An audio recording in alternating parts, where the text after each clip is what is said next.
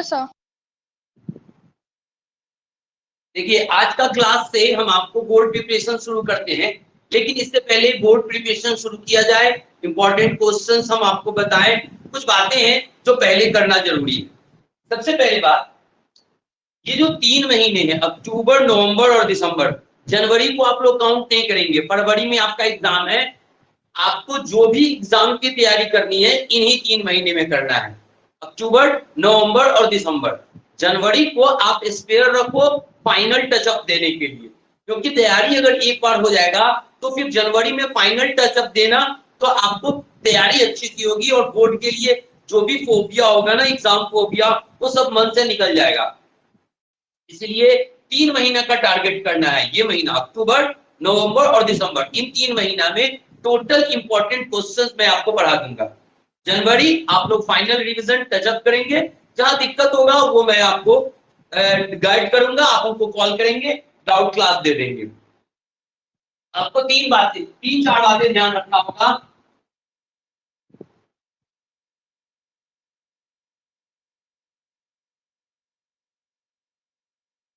HTSP, ये 4 बातें आप दिमाग में बैठा लो आज के डेट में। इन 4 बातों में किसी से भी कॉम्प्रोमाइज नहीं करना है। अगर बोर्ड में डिस्टिंक्शन चाहिए, तो अगर आप चाहते हैं कि हम अच्छे नंबर से पास करें, तो सबसे पहला बात होता है हेल्थ। हेल्थ से कोई कॉम्प्रोमाइज नहीं, खाना पीना बढ़िया से खाओ, इधर उधर घूमने नहीं जाओ, ठंडा का सीजन शुरू होने वाला है, ऐसा नहीं कि बीमार पड़ जाना। एक दिन भी बीमार पड़ना आपके लिए नुकसान करेगा, क्योंकि हर दिन अब जो है आगे आने वाले समय में हर दिन आपके लिए इंपॉर्टेंट है। तो हेल्थ का खास तौर पे ध्यान रखना है, ऐसा कोई काम नहीं करना जिससे तबीयत खराब होने का चांस हो। दूसरा बात होता है टी यानी टाइम। टाइम मैनेजमेंट बहुत जरूरी है इन आगे आने वाले 3-4 महीनों में। वक्त बहुत इंपॉर्टेंट चीज होता है, क्योंकि जो वक्त का कदर करता है वक्त ही उसका भी कदर करता है। तो अगर आप चाहते हैं कि आगे भविष्य बने, तो आज के वक्त का कदर करना सीखो, टाइम मैनेजमेंट करो। जितने भी टाइम है आपके पास, नहाना धोना खाना पीना इंपॉर्टेंट काम छोड़कर, है ना, सोना उसमें जोड़ लो, मतलब सोना नहाना धोना खाना पीना इतना छोड़कर बाकी 24 घंटे में जितने भी समय आपके बचते हैं उसको सारे सब्जेक्ट्स में बांट दो, रूटीन बना लो। कम से कम हर सब्जेक्ट को 2 घंटा मिलना कंपलसरी है। फिजिक्स, केमिस्ट्री, मैथ, बायोलॉजी, आप जो भी सब्जेक्ट से एग्जाम देने वाले हैं उन सभी सब्जेक्ट को 2-2 घंटा जरूर देना, ठीक है। 1 घंटा याद करना और 1 घंटा उसको लिखना, क्योंकि अगर आप केवल रट्टा मारोगे ना तो आपको कॉन्फिडेंस नहीं आएगा। आप याद करोगे, लिखने जाओगे तो भूल जाओगे, और जब याद करके उसको लिखोगे, 2 बार 4 बार लिखोगे, आप में कॉन्फिडेंस लेवल बढ़ेगा। इसलिए केवल रट्टा मत मारना, हर सब्जेक्ट में 2 घंटा टाइम देना, 1 घंटा याद करने के लिए और 1 घंटा उसको लिखने के लिए। लिखोगे और उसको जो याद किए हो, जो नोट्स रहेगा उससे आप लोग क्रॉस चेक करना, इससे आपका अशुद्धि में सुधार आएगा। अगर कहीं कुछ गलती लिख रहे होंगे तो वो सुधरेगा। तो सबसे बड़ी बात टाइम मैनेजमेंट जरूरी है। तीसरा होता है स्टडी। स्टडी में कोई कॉम्प्रोमाइज नहीं। अगर आधा घंटा भी आपको लगता है ना कि हम खाली बैठे हुए हैं और बैठ करके टीवी देख रहे हैं, सास बहू के सीरियल देख रहे हैं, तो वो मत देखो। अभी 4 महीने रगड़ के स्टडी करने का समय है। ये 4 महीने जो पढ़ लोगे ना, आपके मार्कशीट पर छप जाएगा, और जो मार्कशीट पर छप गया ना वो जिंदगी भर रहेगा, वो कभी चेंज नहीं होता है। मार्कशीट का नंबर जो एक बार आ गया वो आ गया, वो नहीं बदलता है। इसलिए स्टडी से कोई कॉम्प्रोमाइज नहीं, हर एक पल आपके लिए इंपॉर्टेंट है। तो तीसरा है स्टडी। और नंबर 4 पी, सबसे ज्यादा इंपॉर्टेंट,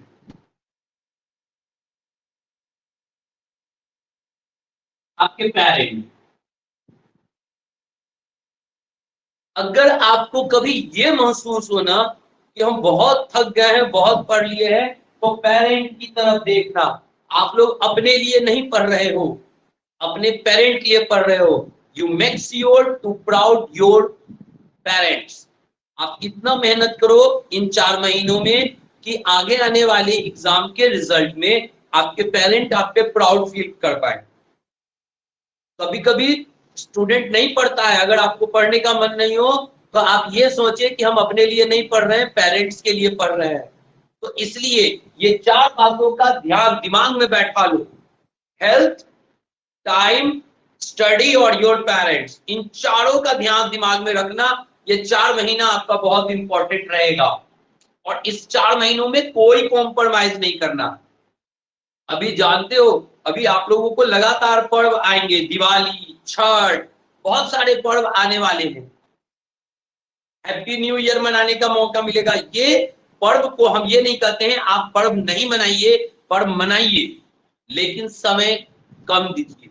पर्व मनाने में ज्यादा टाइम निकालिए पढ़ने के लिए, जितना हो सके, जितना जरूरी है उतना ही टाइम आप फेस्टिवल में इन्वेस्ट करना, जो कंपलसरी है कि इतना तो देना ही पड़ेगा टाइम। ज्यादा से ज्यादा टाइम आप पढ़ाई के लिए निकालना, क्योंकि ये अंतिम है, ये लास्ट टाइम है। आप अब भी जो 4 महीनों में पढ़ लोगे वो आपका लास्ट मौका है, इसके बाद फिर आपको मौका नहीं मिलेगा।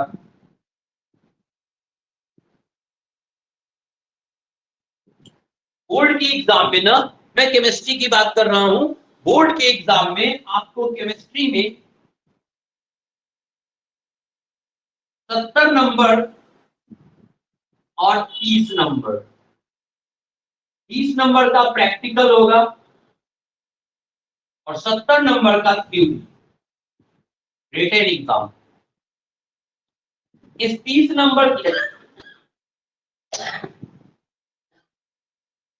इस 30 नंबर के लिए बढ़िया सा प्रैक्टिकल का कॉपी बनाना, अपने कॉलेज में, अपने स्कूल में प्रैक्टिकल की कॉपी अच्छी सबमिट करना, टीचर जो भी पूछेंगे उसका प्रॉपर जवाब देना। हो सके तो कॉलेज के सर को पटाओ कि 30 में ज्यादा से ज्यादा नंबर आपको मिल जाए, ठीक है, क्योंकि ये आपको डिस्टिंक्शन लाने में मदद करेगा। प्रैक्टिकल का नंबर बहुत इंपॉर्टेंट होता है, तो इस पे आप लोग को कॉलेज से डिपेंडेंट है। आप जितना बढ़िया प्रैक्टिकल का एग्जाम दोगे उतना बढ़िया नंबर मिलेगा, तो ये आप ध्यान रखिए। इस 70 नंबर में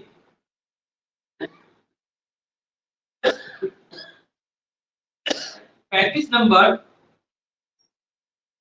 ऑब्जेक्टिव के एग्जाम देने होंगे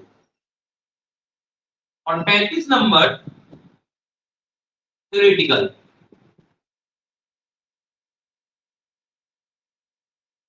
इस 35 में 20 नंबर क्वेश्चन आएंगे शॉर्ट टाइप, 15 नंबर के क्वेश्चन आएंगे लॉन्ग टाइप। अगर पिछले एग्जाम का हम लोग कंपैरिजन करें तो आपको ऑब्जेक्टिव में 70 क्वेश्चन पूछे जाएंगे, एक एक नंबर के 70 क्वेश्चन पूछे जाएंगे और उनमें से कोई 35 का जवाब देना होगा। इसलिए बोर्ड की एग्जाम में ना आप हड़बड़ाना नहीं। ज्यादातर स्टूडेंट बोर्ड के एग्जाम को देने में हड़बड़ा जाता है, 1 2 3 4 एग्जाम देने लगता है। इजी एग्जाम देने के समय दिमाग को शांत रखना, क्योंकि हम जितने क्वेश्चन आपको इस 4 महीनों में पढ़ाएंगे उससे क्वेश्चन लड़ेगा ही लड़ेगा, इस बात की मैं गारंटी देता हूं। 5-6 नंबर का कोई गारंटी नहीं है, वो 5-6 नंबर आगे पीछे हो सकता है, लेकिन ये जो 70 नंबर का एग्जाम होगा ना, इसमें 60 से 65 नंबर मेरा पढ़ाया हुआ जरूर आएगा। और अगर 60 से 65 नंबर आप इसमें ले आते हो और 25 नंबर भी इसमें ले आते हो तो डिस्टिंक्शन मिल जाएगा। इसलिए ये 4 महीने हम जितने पढ़ाएंगे रगड़ के पढ़ना, जितना क्वेश्चन पढ़ाएंगे याद कर जाना, उसमें कोई कंपाई मत करना, एकदम सब याद कर लेना, बढ़िया से याद करना। ऑब्जेक्टिव में 70 क्वेश्चन होंगे 35 एक एक नंबर के, जिसमें से कोई 35 नंबर दे, कोई 35 के आपको आंसर लिखने होंगे। इसलिए दिमाग बोर्ड के एग्जाम में शांत रखना, हड़बड़ाना नहीं। जो क्वेश्चन पे श्योर शॉर्ट हो कि ये आंसर आता है उसी को कलर करना, उसी का आंसर देना। 20 नंबर, ये जो शॉर्ट टाइप 20 नंबर रहेंगे, इसमें 2-2 नंबर के 20 क्वेश्चन आपको दिए जाएंगे। दो दो नंबर के कितने क्वेश्चन दिए जाएंगे? 20। और इस 20 में से कोई 10 क्वेश्चन ही आपको लिखना होगा। तो 10 गुना 20 नंबर का आपको लिखना होगा। बहुत बहुत आपके पास ऑप्शन रहेगा। 20 क्वेश्चन में मात्र 10 क्वेश्चन लिखने होंगे। तो सिलेक्टेड क्वेश्चन होंगे और वो लड़ेंगे, एकदम लड़ेंगे, गारंटी है। और आप याद करना बहुत आसानी से आपको नंबर आएगा, लेकिन जब तक पढ़ाएंगे उतना याद कर लेना। ये जो 35 है, ये 5-5 नंबर के 3 क्वेश्चन आपको लिखने होंगे। बोर्ड के एग्जाम में 6 क्वेश्चन पूछेगा और करके पूछता है ये दीजिए या ये दीजिए। तो 6 क्वेश्चन रहेंगे 5-5 नंबर के, जिसमें से कोई 3 क्वेश्चन आपको लिखना होगा। तो 5 किया 15, तो 70 में 35। ये 20 क्वेश्चन में कोई 10 क्वेश्चन लिखने होंगे और ये 6 क्वेश्चन में कोई 3 क्वेश्चन लिखने होंगे। तो 70 का 70 आप लिख के आएंगे। केमिस्ट्री में एकदम श्योर शॉर्ट 70 के 70 क्वेश्चन आप लिख के आएंगे। बोर्ड के एग्जाम में जब क्वेश्चन आएगा ना, आपको ये नहीं समझ में आएगा कि कौन सा क्वेश्चन का जवाब पहले दें, क्योंकि आपको सारे क्वेश्चन का आंसर आ रहा होगा। इस बात का हम आपको विश्वास दिलाते हैं, लेकिन हम अपनी तरफ से पूरा मेहनत करेंगे। हम हर क्वेश्चन को पढ़ाएंगे, जितने भी इंपॉर्टेंट क्वेश्चन है सारे क्वेश्चन पढ़ाएंगे। बस आपसे हमको उम्मीद ये है कि आप मेहनत से पढ़ेंगे। जहां दिक्कत होगा हमको बताना, हम पूरा मदद करेंगे, लेकिन आप मेहनत से पढ़ना। तो ये कुछ बेसिक बातें थी जो हम आपको पहले बता देना चाहते थे, ताकि आपके मन से बोर्ड का भय निकल जाए कि पता नहीं क्या लिख पाएंगे या नहीं लिख पाएंगे। बहुत आसान होगा आपको बोर्ड का एग्जाम देना।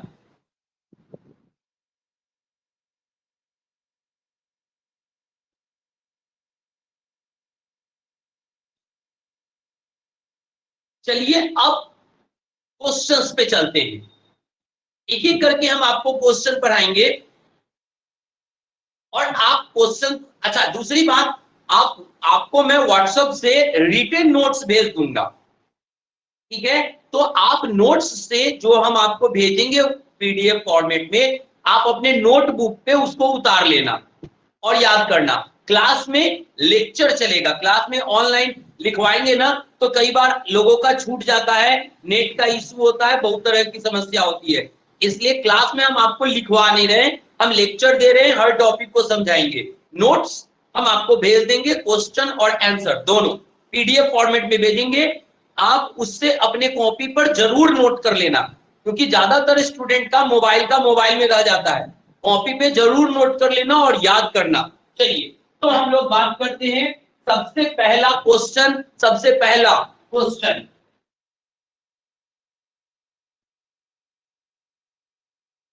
Right the difference between following.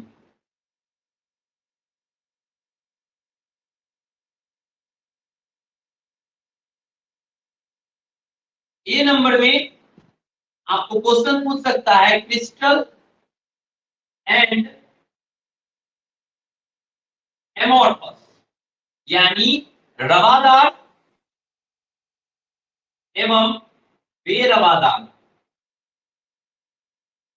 हम बाइलैंग्वेज आपको पढ़ा रहे हैं, इंग्लिश और हिंदी दोनों में बता रहे हैं, क्योंकि मे भी आप में से कुछ स्टूडेंट हो जो हिंदी में बोर्ड का एग्जाम देंगे, कुछ लोग इंग्लिश में भी दे सकते हैं। आप अपने लैंग्वेज को चूज कर सकते हैं। हम आपको बाइलैंग्वेज पढ़ाएंगे, इंग्लिश और हिंदी दोनों में बताएंगे, और जो नोट्स होगा वो भी बाइलैंग्वेज होगा। तो डिफरेंस लिखने वाले एक क्वेश्चन होंगे क्रिस्टल और एमोर्फस, और दूसरा क्वेश्चन डिफरेंस लिखना होगा tetrahedral quad and octahedral quad, यानी चतुष्फलकीय रिक्ति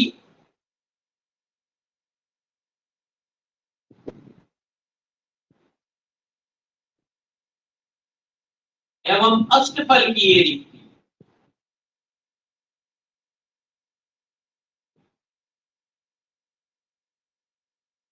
ये दो क्वेश्चन है, एक एक करके दोनों क्वेश्चन का आंसर हम आपको समझाने जा रहे हैं। सबसे पहला बात करते हैं क्रिस्टल और एमोर्फस के बारे में। जब आपको ये क्वेश्चन आएगा, इन केस अगर ये क्वेश्चन आपको पूछता है कि write the difference between crystal and amorphous, रवादार तथा बेरवादार पदार्थ में अंतर लिखे, तो ध्यान से देखो, आप दो भाग कर देंगे, एक तरफ लिखेंगे क्रिस्टल और दूसरे तरफ लिखेंगे amorphous.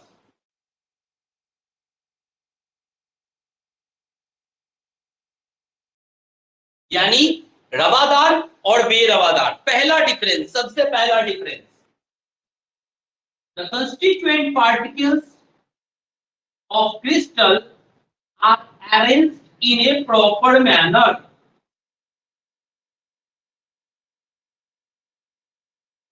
The constituent particles of amorphous are arranged in improper manner. अर्थात वे पदार्थ जिसके अवयवी कण एक निश्चित व्यवस्था में सजे होते हैं वो क्रिस्टल कहलाते हैं, और वे पदार्थ जिसके अवयवी कण एक निश्चित व्यवस्था में सजे नहीं होते वे एमोर्फस यानी बेरवादार कहलाते हैं। कोई भी सबस्टांस छोटे छोटे पार्टिकल से बनता है, चाहे वो एटम हो, मॉलिक्यूल हो या आयन हो। हमारे आसपास जितनी भी चीजें वो छोटे छोटे पार्टिकल से बनते हैं, एटम, मॉलिक्यूल या आयन। इनको हम कॉन्स्टिट्यूएंट पार्टिकल्स कहते हैं।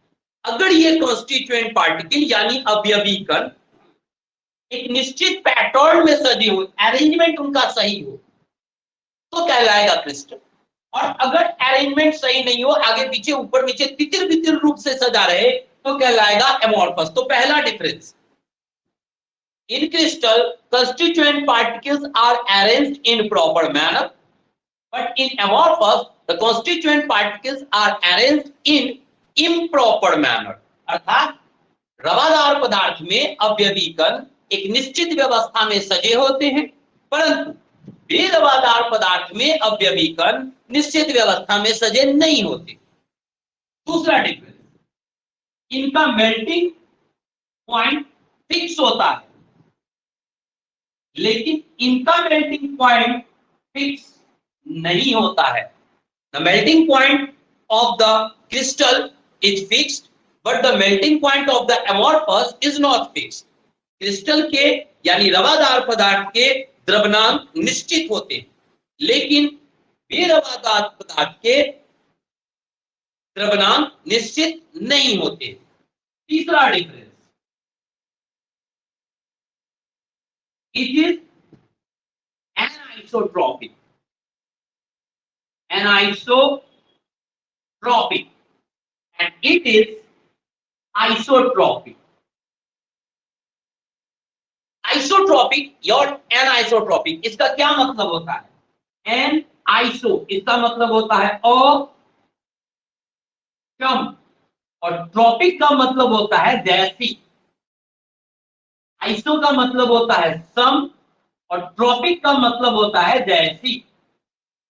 अर्थात ध्यान से सुनना, अर्थात क्रिस्टल आइसोट्रॉपिक होते हैं, क्रिस्टल एनाइसोट्रॉपिक होते हैं, एमोर्फस आइसोट्रॉपिक होते हैं। अर्थात क्रिस्टल असमदैशिक होते हैं और एमोर्फस समदैशिक होते हैं। इसका क्या मतलब है? इसका मतलब है ये एन आइसो और सम मतलब डिफरेंट, एन आइसो और सम का मतलब होता है डिफरेंट, और दैशिक ट्रॉपिक इसका मतलब होता है डायरेक्शन। यहाँ पे आइसो सम का मतलब होता है सेम और ट्रॉपिक का मतलब होता है डायरेक्शन। इट मींस दैट जो क्रिस्टल्स होते हैं उनके नेचर हर डायरेक्शन में डिफरेंट होते हैं। The nature of crystals are different in different direction, so that it is called anisotropic. क्योंकि क्रिस्टलीय पदार्थ के गुण हर दिशा में बदल जाते हैं, अलग अलग होते हैं, इसीलिए क्रिस्टल कैसे होते हैं? और समदैशिक होते हैं। परंतु the amorphous have same characteristics in all direction, so that amorphous are called isotropic. और यही कारण है कि चूंकि बेरवादार पदार्थ के गुण सभी दिशाओं में एक समान होते हैं, यही कारण है कि बेरवादार पदार्थ कैसे होते हैं? समदैशिक होते हैं। अब आप कहोगे कि नहीं समझ में आ रहा है सर, तो आप इसको समझो। जैसे बात करते हैं NaCl, sodium chloride. Sodium chloride क्या होता है? क्रिस्टल होता है। क्या होता है? क्रिस्टल।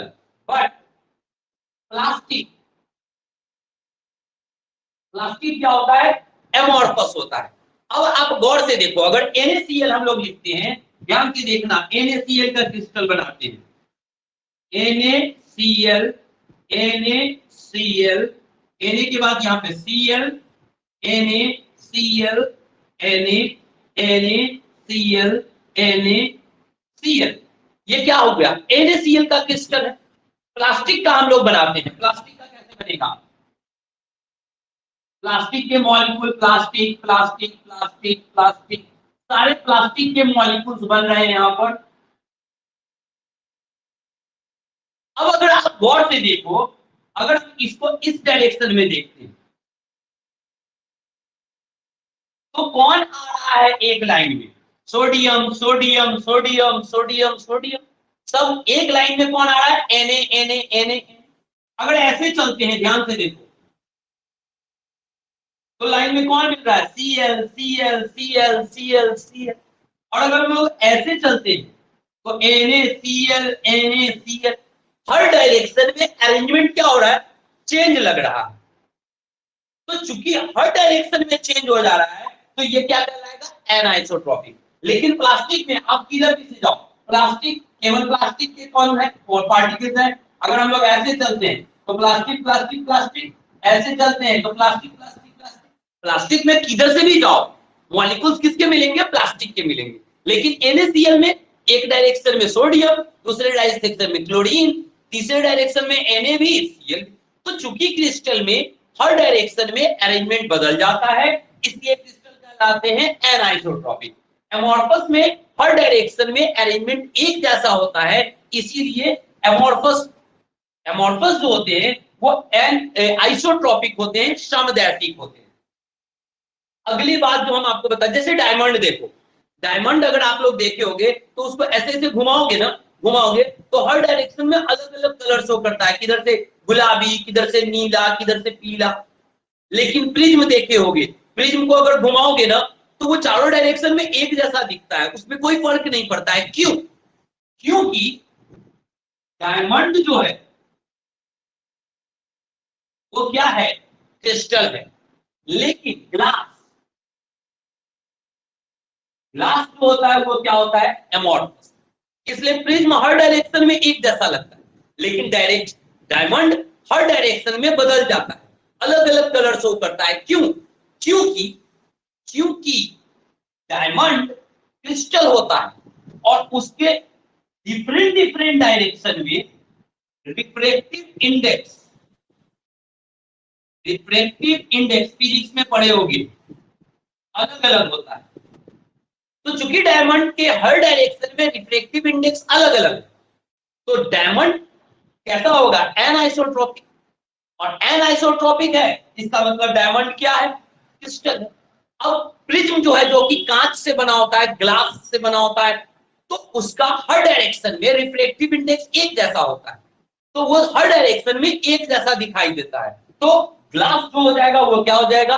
एमोर्फस हो जाएगा। उम्मीद करते हैं कि ये सभी बातें आपको समझ में आ रही होंगी। अगला डिफरेंस समझा रहे हैं। कितने डिफरेंस हो गए? 1 2 3 डिफरेंस हम आपको बता दिए। नंबर 4, डिफरेंस नंबर 4, ध्यान से देखना। It can not flow. जो क्रिस्टल होते हैं वो फ्लो नहीं करते हैं, क्रिस्टल बहते नहीं है। बट एमोर्फस, इट में फ्लो स्लोली। जो एमोर्फस होते हैं वो धीरे धीरे फ्लो करते हैं, देखने से पता नहीं चलेगा, लेकिन उसके पार्टिकल्स बहुत स्लोली फ्लो करते हैं। तो this is the fourth difference. पांचवा डिफरेंस क्या होगा? चूंकि ये फ्लो नहीं करता है तो क्रिस्टल कहलाता है ट्रू सॉलिड, वास्तविक ठोस, यानी असली ठोस है, ट्रू सॉलिड है। लेकिन चूंकि एमोर्फस क्या होता है? फ्लो करता है, धीरे धीरे बहता है, इसलिए एमोर्फस को कहते हैं स्यूडो सॉलिड। स्यूडो सॉलिड यानी छद्म ठोस। स्यूडो बोले तो क्या, स्यूडो का मतलब होता है छुपा हुआ होना, छद्म का मतलब छुपा हुआ होना। यानी एमोर्फस सॉलिड तो होते हैं लेकिन उसमें लिक्विड का कैरेक्टर क्या होता है, छुपा हुआ होता है। फ्लो कौन करता है, लिक्विड करता है।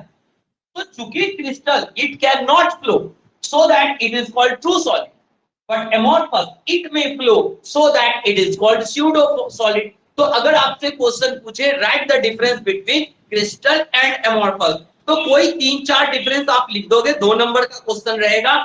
तो कम से कम 3 डिफरेंस लिख दोगे ना तो आपको 2 नंबर मिल जाना है। हम आपको 5 डिफरेंस बताए हैं, अगर इसमें से कम 3-4 भी लिख दोगे नंबर पूरा मिलेगा। एक बार फिर से बोल रहे हैं, ध्यान से सुनो। हालांकि जो भी बात हम आपको बताएंगे वो आपको नोट्स में लिखा हुआ मिलेगा, तो एक बार नोट्स भी पढ़ लेना। और वीडियो रिकॉर्डेड रहता है, आप एक बार फ्री टाइम में रिकॉर्डेड वीडियो को दोबारा देख लेना ताकि पढ़े हुए बात आपको क्लियर समझ में आ जाए। तो पहला difference, crystal in crystal constituent particles are arranged in proper manner, in amorphous constituent particles are arranged in improper manner। Crystal में अवयवी कण निश्चित व्यवस्था में सजे होते हैं, द्रवाधार पदार्थ में अवयवी कण निश्चित व्यवस्था में सजे नहीं होते हैं। पहला डिफरेंस। क्रिस्टल का मेल्टिंग पॉइंट फिक्स होता है, एमोर्फस का मेल्टिंग पॉइंट फिक्स नहीं होता है। दूसरा डिफरेंस, क्रिस्टल एनाइसोट्रॉपिक होते हैं यानी असमदैशिक होते हैं, और एमोर्फस आइसोट्रॉपिक होता है यानी समदैशिक होता है। चौथा difference, it can not flow, crystal can not flow, crystal flow नहीं करता है, बहता नहीं है। एमोर्फस इट में फ्लो स्लोली, एमोर्फस जो है वो धीरे धीरे बह सकता है। और पांचवा difference, crystal is called true solid but the amorphous is called pseudo solid. Crystal को वास्तविक ठोस कहते हैं लेकिन एमोर्फस को छद्म ठोस कहा जाता है। तो उम्मीद करते हैं कि डिफरेंस बिटवीन क्रिस्टल और एमोर्फस आपको समझ में आ गया होगा। अगर किसी को कोई डाउट या कोई क्रॉस क्वेश्चन करना है तो आप क्रॉस क्वेश्चन कर सकते हैं। दूसरा क्वेश्चन समझाने जा रहे हैं टेट्राहेड्रल वॉइड और ऑक्टाहेड्रल वॉइड के बारे में। लेकिन इससे पहले कि टेट्राहेड्रल वॉइड और ऑक्टाहेड्रल वॉइड को समझो, आप ये समझो कि क्रिस्टल कैसे बनते हैं। कोई भी जो क्रिस्टल बनता है, ध्यान से देखना, कोई भी जो क्रिस्टल बनता है तो कैसे, उसके जो कॉन्स्टिट्यूएंट पार्टिकल है यानी अवयवी कण, यानी एटम, मॉलिक्यूल या आयन, जिस भी चीज से बना हो, क्रिस्टल जिस भी चीज से बना हो, चाहे वो एटम से बना हो, चाहे वो मॉलिक्यूल से बना हो, चाहे वो आयन से बना हो, क्रिस्टल जिस भी कॉन्स्टिट्यूएंट पार्टिकल से बने होंगे वो कॉन्स्टिट्यूएंट पार्टिकल एक दूसरे के ऊपर अरेंज हो जाते हैं और इस अरेंजमेंट के कारण पूरा क्रिस्टल का फॉर्मेशन होता है। हम लोग किस चीज से बने होते हैं, हम लोग का जो यूनिट होता है वो एक सेल होता है। आप लोग बड़े हो गए जो बायोलॉजी पढ़ते हैं उसको पता है, लिविंग ऑर्गेनिज्म का जो यूनिट होता है वो एक सेल होता है। तो हम लोग एक मल्टी सेलुलर ऑर्गेनिज्म है। तो हम लोगों का फॉर्मेशन कैसे हुआ, एक सेल, 2 सेल, 3 सेल, 4 सेल, इस तरह से जब हजारों सेल एक दूसरे के साथ जुड़ गए तो एक मल्टी सेलुलर ऑर्गेनिज्म बना। सिमिलरली जब बहुत सारे एटम्स एक दूसरे के साथ अरेंज हो जाते हैं, एक दूसरे के साथ अरेंज हो जाते हैं, ठीक है, तब जाकर के एक क्रिस्टल का फॉर्मेशन होता है। और ये केवल ऐसे ही नहीं, इसके ऊपर भी अरेंज होगा। ये ऐसे हवा में, बोर्ड पे हवा में नहीं बना सकते ना, लेकिन आप लेट अस कंसीडर, एज्यूम करो इस एटम के ऊपर यहाँ पे भी एटम्स होंगे, इसके पीछे भी एटम्स होंगे। तो दिस इज कॉल्ड क्या, कि जब एटम्स एक दूसरे पर अरेंज होते हैं, एटम का एक लेयर, फिर एटम का दूसरा लेयर, फिर एटम का तीसरा लेयर, तब जाके एक क्रिस्टल का फॉर्मेशन होता है। अब यहीं पर बात होता है कि अगर एटम एक दूसरे पर अरेंज होंगे ना तो उन एटम्स के बीच थोड़ा ना थोड़ा जगह खाली रह ही जाएगा। ऐसा कभी नहीं होगा कि पूरा का पूरा एटम से भर जाए। अगर 4 एटम है तो वो चारों एटम अगर एक दूसरे से सट भी जाएंगे ना तो उनके बीच थोड़ा ना थोड़ा जगह खाली रहेगा ही रहेगा, गारंटी, वो रहेगा ही। और जो जगह खाली रह जाएगा उसी को कहा जाता है वॉइड, यानी रिक्ति। और ये वॉइड दो तरह का होता है। कितने तरह का? दो तरह का। पहला, ध्यान से देखना इस बात को, लेट अस कंसीडर कि जो एटम अरेंज हो रहे हैं, अब हम डिफरेंस पे आ रहे हैं, क्वेश्चन का आंसर बताने जा रहे हैं। लेट अस कंसीडर एटम जब अरेंज हो रहे हैं तो एटम के पहले लेयर में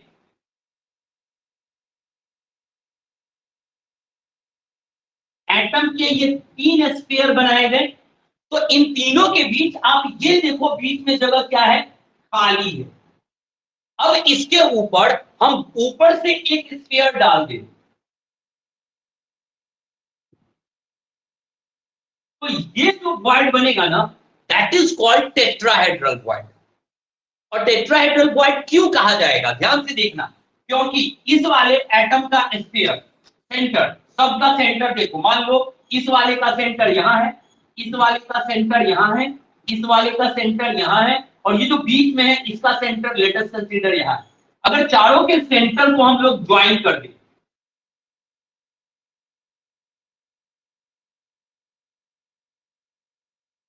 this shape is called tetrahedral. जो चूंकि चारों के सेंटर को मिलाने से कैसा शेप बनता है? टेट्राहेड्रल स्ट्रक्चर बनता है। यही कारण है कि ये जो बीच में गड्ढा बन रहा है ना, गैप बन रहा है ना, that void is called tetrahedral void. इसमें कितने एटम्स हैं? एक, दो, तीन, और एक गोला ऊपर से, कितने? चार एटम्स है। ऑक्टाहेड्रल वॉइड देखती है सब दो अच्छे से। लेट अस कंसीडर अरेंजमेंट कुछ इस तरह से हो, sphere, then sphere, then sphere. एक लेयर के स्फीयर इस तरह से है। अब इसके ऊपर एटम का दूसरा लेयर बैठाएंगे, लेकिन इस तरह से बैठाया जाए कि ये गड्ढा नहीं ढके। एक एटम ऐसे बैठा देते हैं, ध्यान से देखना, दूसरा एटम इस तरह से, और तीसरा एटम इस तरह से। तो क्या ये गड्ढा बंद हुआ? ये गड्ढा बंद नहीं हुआ। नीचे का तीन स्फीयर और ऊपर के तीन स्फीयर, दोनों के बीच जो गैप बन रहा है ना, वो एकदम आमने सामने पड़ गया, वो बंद नहीं हुआ। ऐसे को हम लोग कहते हैं ऑक्टाहेड्रल वॉइड। क्या कहते हैं? Octahedral void. क्यों कहते हैं ऑक्टाहेड्रल वॉइड? इसको क्यों कहते हैं? क्योंकि अगर सारे के सेंटर को जोड़ दिया जाए, मान लो ऊपर के तीन स्फीयर का सेंटर ये है और नीचे के तीन स्फीयर का सेंटर ये है, 6 स्फीयर बनाए है ना, 3 नीचे और 3 ऊपर। अगर 3 ऊपर का सेंटर 1 2 3 और 3 नीचे का सेंटर 1 2 3, सबको जब हम लोग एक दूसरे से मिला देंगे, ध्यान से देखो, सबको एक दूसरे से मिला देते हैं, ये आगे वाले को इस दोनों पीछे वाले से, और इस आगे वाले को इस दोनों पीछे वाले से। इस स्ट्रक्चर का नाम है ऑक्टाहेड्रल। क्या नाम है? ऑक्टाहेड्रल। और यही कारण है कि यहाँ जो गड्ढा बन रहा है, ये जो गैप बन रहा है, इसको हम लोग कहते हैं ऑक्टाहेड्रल वॉइड। इसमें टोटल कितने स्फीयर है? 3 नीचे और 3 ऊपर, 6। कितने स्फीयर है? 6 स्फीयर है। अब समझो, आप लिखोगे क्या? हम तो अभी समझा रहे थे, अब आंसर सुनो कि अगर ये क्वेश्चन आपसे पूछे कि what is the difference between tetrahedral void and octahedral void, तीनों में क्या डिफरेंस है, तो 3 डिफरेंस आप लोग कह सकते हो। ध्यान से सुनना। पहला, कि when the gap between 3 spheres is covered by the 4th sphere, it is called tetrahedral void. But when the gap between 3 spheres of first layer and the gap between 3 spheres of the second layer are aligned vertically, it is called octahedral void. अर्थात यदि 3 गोलों के बीच बने गड्ढे को ऊपर से चौथा गोला ढक दे तो कहलाएगा चतुष्फलकीय रिक्ति, और यदि नीचे के 3 गोलों तथा ऊपर के 3 गोलों के बीच बना रिक्ति एक दूसरे के ऊपर नीचे आमने सामने पड़ जाए तो इसको हम लोग कहते हैं अष्टफलकीय रिक्ति। टेट्राहेड्रल वॉइड में समन्वय संख्या यानी कोऑर्डिनेशन नंबर 4 होता है, क्योंकि इसमें कितने स्फीयर है? 4 स्फीयर है। तो कोऑर्डिनेशन नंबर क्या होगा? 4। ऑक्टाहेड्रल क्वाड में कोऑर्डिनेशन नंबर 6 होता है, क्योंकि इसमें 6 स्पेयर है, 3 नीचे 3 ऊपर, तो ऑक्टाहेड्रल क्वाड में क्या होंगे? कोऑर्डिनेशन नंबर 6 होंगे।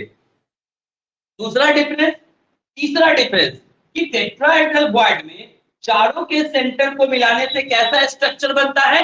टेट्राहेड्रल स्ट्रक्चर बनता है। When the center of these 4 spheres are attached together, a tetrahedral structure is formed. But when the center of these 6 spheres are attached together, an octahedral structure is formed. अर्थात इन चारों गोलों को, इन चारों परमाणुओं के केंद्र को मिलाने से चतुष्फलकीय संरचना बनती है, और इन 6 गोलों के केंद्रों को मिलाने से अष्टफलकीय संरचना बनती है। तो चूंकि इसमें चतुष्फलकीय संरचना बनती है, टेट्राहेड्रल स्ट्रक्चर बनता है, इसलिए इस क्वाड का नाम होता है टेट्राहेड्रल क्वाड।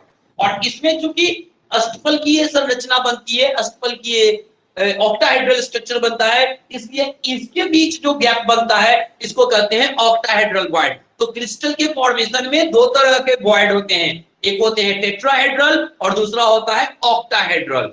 इसको समझने में अगर किसी को कोई डाउट या कोई क्रॉस क्वेश्चन करना है तो आप कर सकते हैं। देखिए, आप पूछे कि कोऑर्डिनेशन नंबर क्या होता है, तो कोऑर्डिनेशन नंबर, हालांकि इसका डिफिनेशन आपको पूछेगा नहीं, लेकिन जानना जरूरी है। अच्छी बात है, आप लोग पूछे हो। यानी समन्वय संख्या।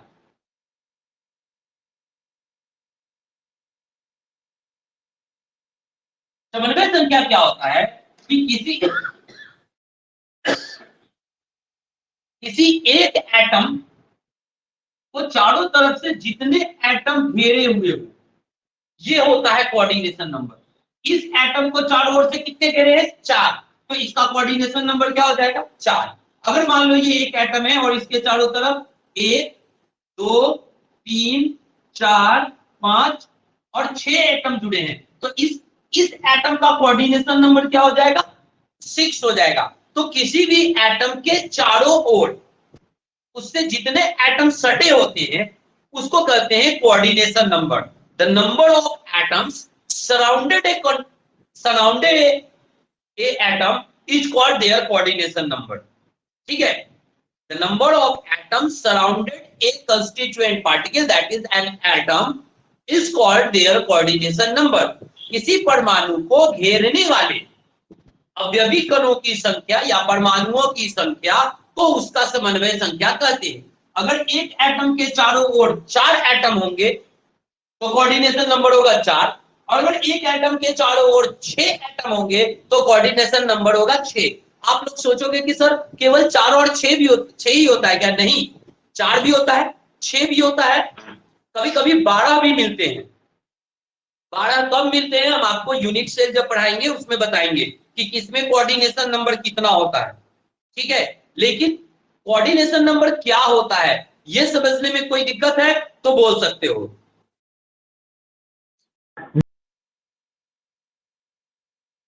देखिए, नेक्स्ट क्वेश्चन आपका इंपॉर्टेंट क्वेश्चन है, what do you mean by unit cell? Explain with its types. इकाई सेल से क्या समझते हैं, इसको प्रकारों सहित वर्णन करें। ये इंपॉर्टेंट क्वेश्चन है, मे भी आपको पूछ दे। ध्यान रखना, किसी भी क्रिस्टल का जो सबसे छोटा पार्टिकल होता है जिससे पूरे क्रिस्टल का फॉर्मेशन होता है, that is called unit cell. जैसे सेल क्या होता है? जिससे हम लोगों का निर्माण होता है, हम लोगों का जो क्रियात्मक और रचनात्मक इकाई है उसको हम लोग क्या कहते हैं? सेल। ठीक उसी तरह एक क्रिस्टल का सबसे छोटा पार्टिकल, सबसे छोटा यूनिट जिससे पूरे क्रिस्टल का फॉर्मेशन होता है, that is called unit cell. The smallest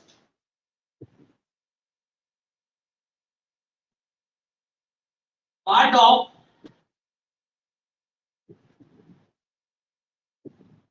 crystal lattice is called unit cell। किसी भी क्रिस्टलीय जालक की सबसे छोटी इकाई को हम लोग यूनिट सेल कहते हैं, जो कि एक बॉक्स की तरह होता है।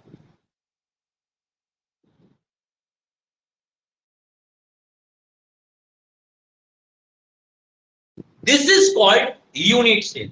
एक यूनिट सेल में ध्यान देखना, 8 कॉर्नर्स होते हैं। 1 2 3 4 5 6 7 और 8। कितने कॉर्नर होते हैं? 8 कॉर्नर होते हैं। फेस कितने होते हैं ये देखो, ध्यान से देखना। ये सामने वाला दीवार 1, ये पीछे वाला दीवार 2, ये साइड वाला दीवार 3, ये साइड वाला दीवार 4, ये छत 5 और ये जमीन 6। यानी कितने फेस होते हैं? 6 फेस होते हैं। कॉर्नर यानी किनारे 8 होते हैं। फेस यानी पलक 6 होते हैं। और एज होते हैं 12, यानी भुजा। एज कितने होते हैं? 12 होते हैं। कौन कौन से? ध्यान से देखना, 12 एज होते हैं। पहला 1 2 3 4, 4 नीचे 5 6 7 8 और 4 को खड़ा खड़ा 9 10 11 और 12। तो कितने एज हो गए? 12 एज हो गए। It means that the smallest unit of A crystal lattice is called unit cell. It consists 8 corners, 6 faces and 12 edges. किसी क्रिस्टलीय जालक के सबसे छोटे भाग को इकाई सेल कहते हैं। किसी इकाई सेल में 8 किनारे, 6 फलक तथा 12 भुजाएं होती। यूनिट सेल मुख्य रूप से 3 तरह का होता है। यूनिट सेल मुख्य रूप से 3 तरह का होता है। There are 3 main types of unit cell. The first is simple unit cell. The second is body-centered cell, and the third one is face-centered cell. यानी सरल इकाई सेल, पिंड केंद्रित इकाई सेल और फलक केंद्रित इकाई सेल। 3 तरह के मुख्य रूप से यूनिट सेल होते हैं। Simple unit cell, body centred cell और फेस सेंटर्ड सेल। ध्यान से देखना,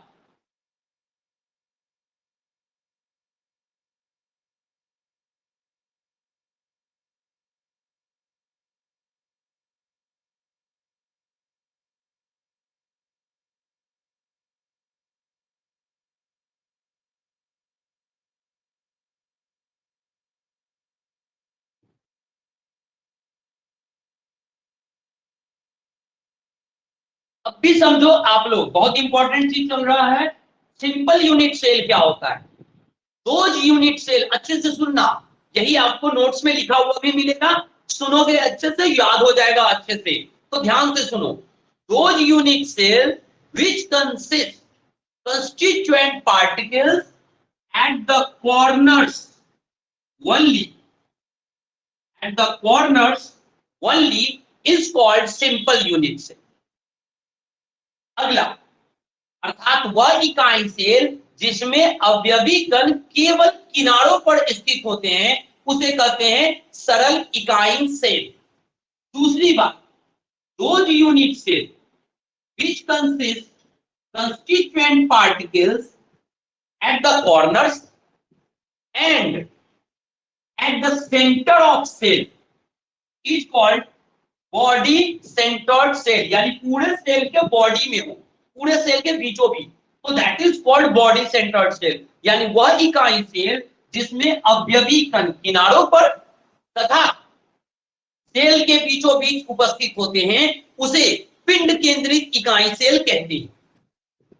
तीसरा नंबर बात सुनो, ध्यान से सुनो, those unit cell which consist constituent particles at the corners and at the center of each faces, ठीक है, each faces, हर फेस के सेंटर पे होगा। तो एक ये दीवार, ये साइड वाला दीवार के बीच में, एक इस साइड वाला दीवार के बीच में, एक ये इस छत के बीच में, ये एक इस जमीन के बीच में, एक होगा ये सामने वाला दीवार दिखाई दे रहा है इसके बीच में, और एक ये दिखाई दे रहा है पीछे का दीवार, पीछे के बीच में, ये कहलाएगा फेस सेंटर्ड सेल। तो those unit cell which consist constituent particle at the corners only is called simple unit cell। वह इकाई सेल जिसमें अवयवी कण केवल किनारों पर स्थित होते हैं उसे सरल इकाई सेल कहते हैं।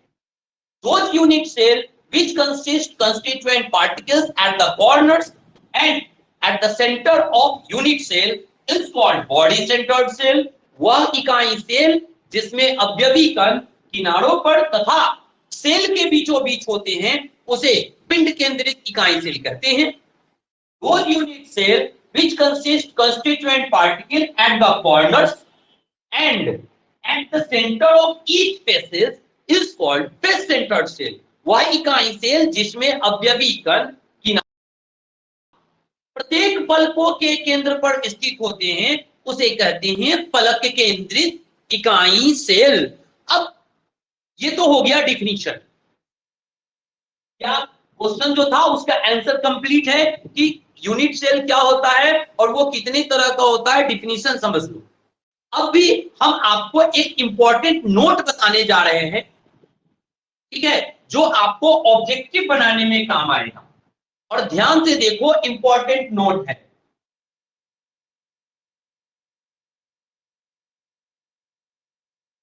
कॉर्नर्स यानी किनारे कितने होते हैं? 8। फेस यानी फलक कितने होते हैं? 6। एज कितने होते हैं? 12। अब बात करते हैं नंबर ऑफ एटम। किसकी बात करते हैं? Number of atom. जो एटम कॉर्नर पर होगा, नहीं, ये याद रखने वाला काम चीज है, न्यूमेरिकल बनाने में भी काम आएगा। ध्यान रखना, ये आपको ऑब्जेक्टिव में भी पूछ सकता है, न्यूमेरिकल्स में भी पूछ सकता है। जो एटम कॉर्नर पर होगा ना, उसका सिर्फ 1/8 टुकड़ा ही सेल के अंदर होगा, पूरा का पूरा एटम अंदर नहीं होगा। जो एटम कॉर्नर पे होंगे उसके सिर्फ 1/8 पार्ट सेल के अंदर होगा, बाकी सेल के बाहर। जो एटम फेस पे होगा उसका 1/2 सेल के अंदर होगा। जो एज पर होगा उसका 1/4 सेल के अंदर होगा। और जो सेंटर ऑफ द सेल होगा, सेंटर ऑफ सेल, वो पूरा का पूरा एक एटम सेल के अंदर होगा। अब अगर ये बात आप समझ रहे हैं तो ध्यान से देखो, number of atom, number of atom, simple unit cell में कितने एटम होंगे?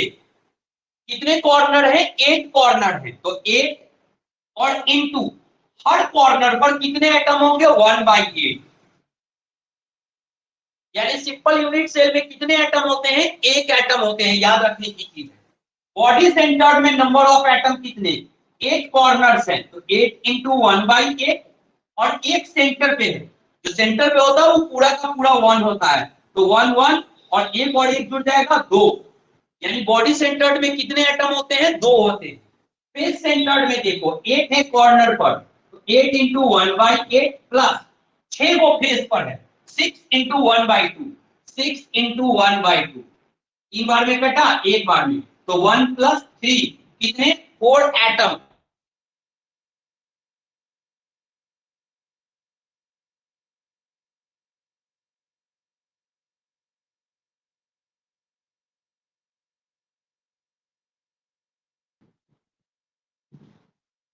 ऑब्जेक्टिव में क्वेश्चन पूछ सकता है कि the number of atom in body centred cell कितने होते हैं? 2 रहते हैं। The number of atom in face centred cell कितने होते हैं? 4। और the number of atom in simple unit cell कितने होते हैं? 6 होते हैं। तो ये इंपॉर्टेंट बात है, आपको ध्यान रखना है। ये चीज, ये जो नोट हम लिखे हैं, ये आपके नोट्स में नहीं होगा। तो जब आप नोट उतारिएगा पीडीएफ से, उस टाइम एक बार वीडियो देख लेना और वीडियो को पॉज करके ये नोट को एक बार कॉपी पे उतार लेना। आपको आगे आने वाले जो न्यूमेरिकल्स हैं उसको पढ़ने में आसानी होगा। अभी समझो पैकिंग इफिशियंसी क्या होता है। कोई भी एटम किसी भी सेल को 100% फिल नहीं कर सकता है, चाहे वो सिंपल यूनिट सेल हो, चाहे वो बॉडी सेंटर्ड हो या फेस सेंटर्ड हो। ये कोई भी यूनिट सेल 100% एटम से फिल नहीं हो सकता। लेकिन जितना परसेंट स्पेस एटम ऑक्युपाई कर लेता है वो कहलाता है पैकिंग इफिशियंसी। अगला जो इंपॉर्टेंट क्वेश्चन है वो ये है कि prove that packing efficiency is maximum in FCC. अगला इंपॉर्टेंट क्वेश्चन है कि पैकिंग इफिशियंसी क्या होता है और सबसे ज्यादा एफसीसी में होता है, ये हम लोगों को प्रूव करके दिखाना है। लेकिन पैकिंग इफिशियंसी क्या होता है, एफसीसी में सबसे ज्यादा होता है, क्यों और कैसे, ये जानने के लिए पढ़ें अगला क्लास। तब तक के लिए ना रहें बेकरार, थोड़ी सी प्रतीक्षा, थोड़ा एकदम समाप्त हुआ आज तक, इंतजार करिए कल तक। तब तक के लिए हंसते रहिए, मुस्कुराते रहिए और पढ़ते रहिए सवर्ण क्लासेस।